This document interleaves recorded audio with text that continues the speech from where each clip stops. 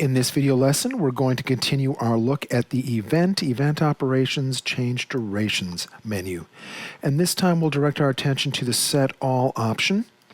And for this video lesson, our goal is going to be to create a bass track that sounds like a quote-unquote real bass player played it. All right, so let's listen to our drum track. And along with that drum track, I'm going to be playing an eighth note bass part.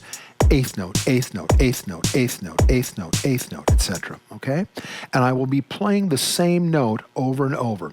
So let's imagine we have maybe a Fender P bass, and we're on our low E string, and we fret the first fret, which gives us the note F. And we're going to be repeating that F over and over without dampening the string in between each time we play the note. So we'll just be pedaling away on it and letting it ring. Now when I try and do that with a MIDI keyboard, like I'm going to do here, the problem is every time I repeat the note, I have to let go of the key and strike it again in order to repeat it, and I get a somewhat staccato, choppy bass part. I'm going to let the change duration option in Pro Tools help me fix that so it sounds like a real bass player played it. All right, so let's go ahead and lay in our bass part.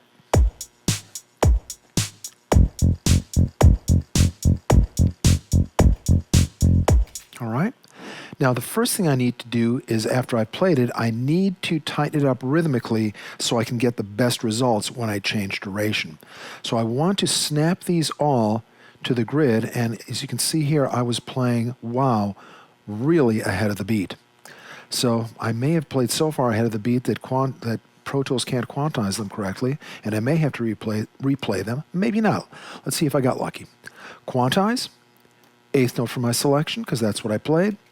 Apply, and lo and behold, it snapped them to the grid. All right, so let's keep those notes selected. Listen to that with the drum track. All right, now let's see if we can get it to sound like that bass guitarist we were talking about. Change duration.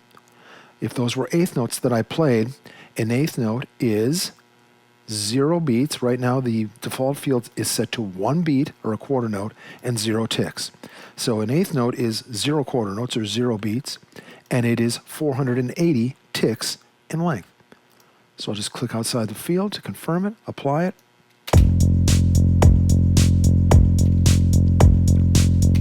And now I have a bass track that when I put it in the mix with the rest of all the instruments, it sounds fairly convincing. Of course, I could go ahead and work with the change velocities option like we looked at in a previous video lesson and make it more musical that way. But I think just to leave it right there for now and just to see what change durations can do for us to give us the results you're looking for, I think that's pretty good. Okay, so let's leave it there for right now. We'll come back in future video lessons and take a look at some of the other options in change durations, such as add, subtract, scale by, and some of the other ones like remove overlaps and the other options down here. Okay, all right, that's it for now.